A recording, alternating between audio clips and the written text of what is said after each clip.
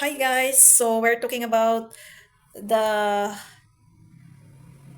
one part of my video. I already told that they're using feminine and divine masculine thing, and this is connected to the scams that I've experienced also. They are very good. They have a lot of connections even in governments, agencies, known people that they can use to feature, I can say, in dark web, if this is a game of those rich people, or to bring down poor people there that they don't wanted to add in their kingdom, lost chaos kingdom, and uh, unhappy kingdom.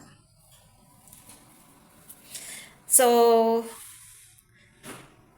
it's like based on 90 Days Fiancé, but for me, it's a different kind of story, right?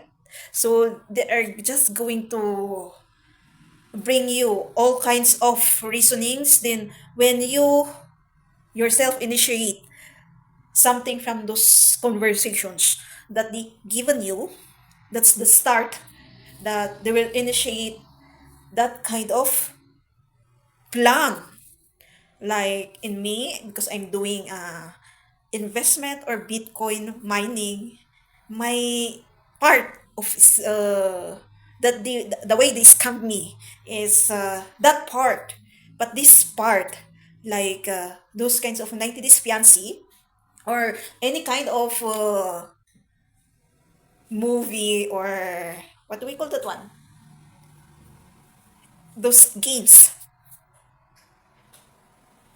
any games that it relates to love between men and woman, because we know a person very close bloodline that are doing those kinds of, and still convincing itself that those people that she transact, actually she transact, because of course of uneducated and not accepting that it was already a scam. It was already being planned as a scam, because there are many men that is chatting to her. Then the way only is she will choose between those men's of what of her likings. Like it's I already remember that kind of game in our TV series or games before. Like you're going to choose men if you are a woman, if you are a boy, choose from the women's. Then the best choices that you get is the one you are going to date. I forgot that game, but it's like that. That's how she's make the story. She already given million, and we cannot do anything about it. But this is for you that comes especially on those dating apps, or unknowingly someone chatted you, Facebook, TikTok, any kind, that they think you can easily be siphoned and be scammed for their ungoo bad intentions. The electricity is still not there. When will they fix it? This electricity is something off also, because there near our houses, just 1 meter away, they have electricity, but us, wow, even at the other side, something so off. Or especially stopping someone, and who is that? Are they who are that person that they're going to stop for something? So let's come back. One story also in China. Uh, they said also a kind of vault. But when that woman, right? The story. When that woman paid from the courier, it was fully paid, but no vault. I will give you an picture of the vault that they have sent. Even with the person that we know. It's same vault. And there's a story here also in our place, here in the Philippines, that this woman also believed so much at that man. She invested more, a million also, or just give it confirmation. uh, it was featured once in Tulfo. Then it was also featured in Eyewitness, or ano, what's that notebook? Reporter's notebook. So the woman said, even in 100%, how many percent do you believe that you are being scammed? Is that the words? Oh, the woman said 20%. Why is it only 20%? The woman says, Hindi, first maganda nga. 70, 90%, tapos 70%. Tapos 20%. Kasapulan niya nga, maipove ka niya na nga something. there's a 90%, 70%, then became lower and lower and lower. So some people we needed to slap them that they are already scam, because some people still believe, because that's the first time that she experienced real love. I mean, Alam mo, siguro sugar coated lang. the sweetness of talk that they're saying, the manipulation. So let's be careful on those people that chat us. I This is my first time to experience this one. Di ba? Nabudo ka. Not about love. It's because of.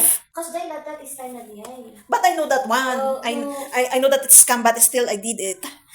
So I know it's my fault, but some people doesn't really accept that they really needed them to be slapped. Oh, you choose your friends daw. Hindi natin pintas.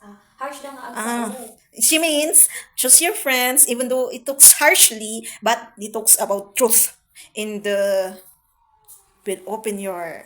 Kasi ang totoong friend, anya deta, adayo da katidakos. Why about what's the condition about friends about the situation? Dahil friends kami, ikon-consent. The friends of this woman is convincing her also to do it. That's the problem. The money, sparkling, etc. Of course, we know that money those kinds of, so we cannot do anything about that part. So you inform your families that anything that they chat, they're going to. So let's continue. Uh, just inform your family that anything that any if it's a man, your family member is a man, any woman that chats them, or if it's they are a woman, any man that chats them, don't just believe that any chat, especially they uses the vulnerability of love. Target na kami tatakot We are all having a crisis. middle age old woman. Oh, it says the middle age woman, but it depends. If they know already that you can be easily put in their Mga ko-judge niya. Nadati na mga professional mo. on their plans. But of course, it depends if that person is important on how the person spends money. It will not easily be manipulated of those kinds of chats. But it really also depends on the friends itself. If they will tell you, of course, the education itself also, The need for affection. The need for because we are all having a problem of pains and traumas there. That's all accumulated. So they are using that psychiatrist part. They are professional liars. scammers. The summary is scammers. They're using any kinds of techniques to gain something from you, especially that money. Or, of course, if they told you sold your house so that you can give it to me and we will invest it, and of Kibuloy. course kipuloy. Sell all your properties and come to me because I am the son of God. Kuno ni kibuloy. Karon scammer kibuloy. But they're also using Gcash. Why is it? If they're from other countries, they're really using Gcash. Means they are using burner phones. Can be They are done. having a connection here in the Philippines, but they are also there. So they know different kinds of organizations. They are very professionals in scamming people on their games. But Pwedeng ano, but today it won't work. It will come back to them can be like Peter if they will Scully. not fix themselves. They even involve themselves. Example si Peter Scully. Foreigner siya pero yung mga tao. How much money are they going to get for their own likings? To gain, maybe not only these persons that we know that they are doing this. It's not their first time. And I think they're doing this for fun, to destroy something. And they even involve themselves. I hope this time, not hope actually, but it's already coming their way because they already involved themselves from a person that really, remember that the words that I uttered before, that if you involve yourself from a person that gives karma, good or bad, if you make a bad karma, it will come back a bad karma to you, but 10 times fold. If you made a good to that person, it will come back to you as a good karma. We cannot deny that one, but there are some people that are very different.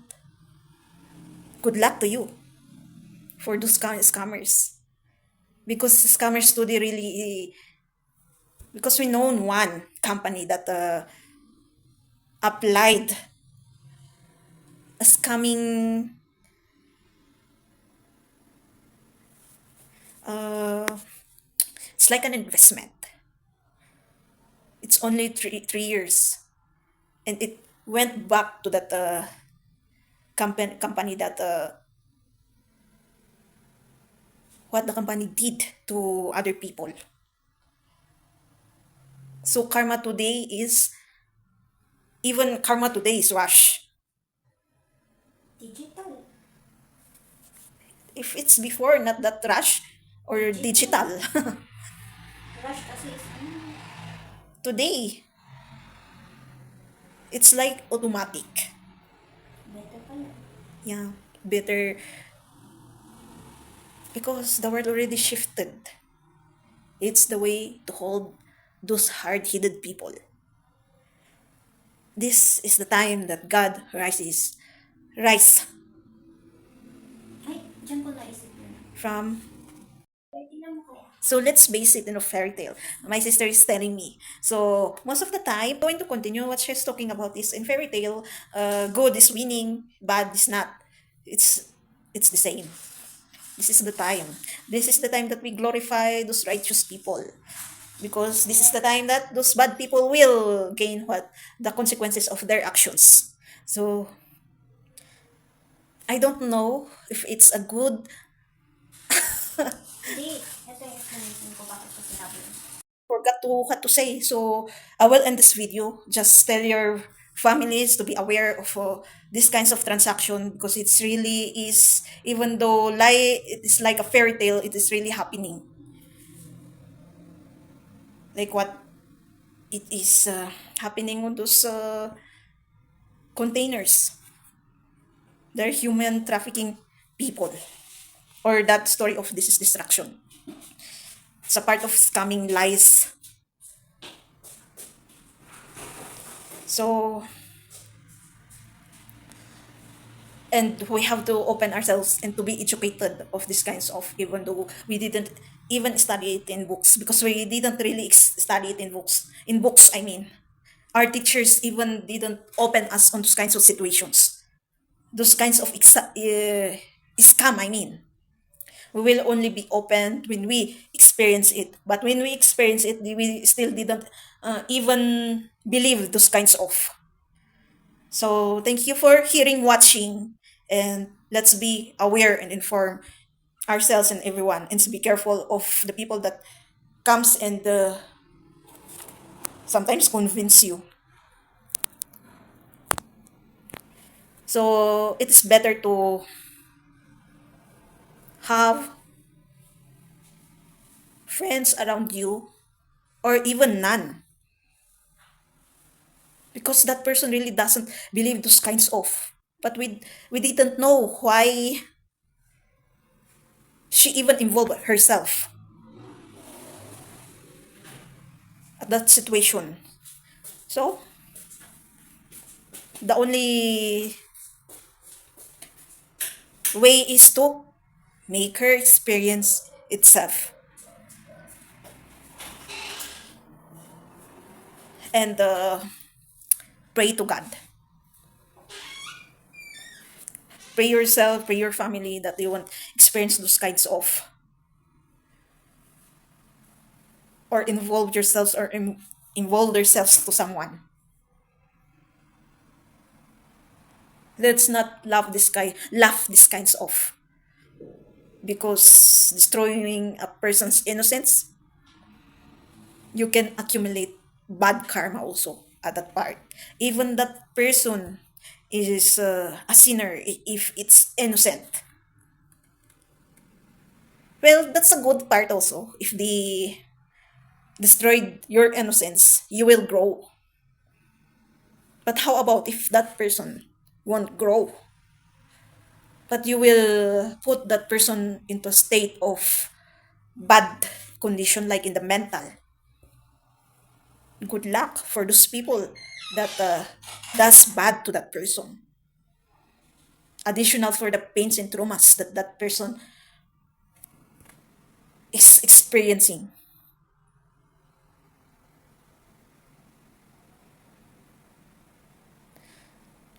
So let's not laugh this kinds of story, but let's be aware and open our minds, eyes and ears. Don't be deaf, because maybe if you laughed, a different situation, but you will yourself will experience this kind of scam. It's not good to see a person that that person is experiencing bad already, but you are laughing.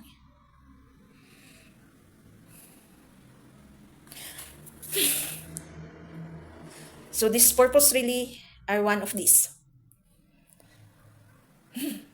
A lot of different kinds of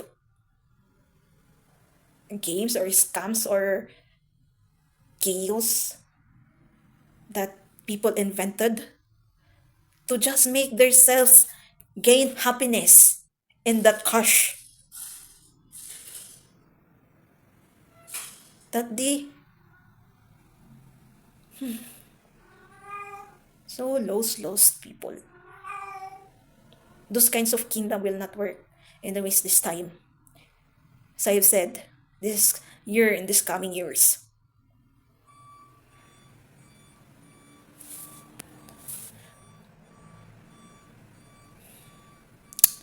So God bless, and thank you again.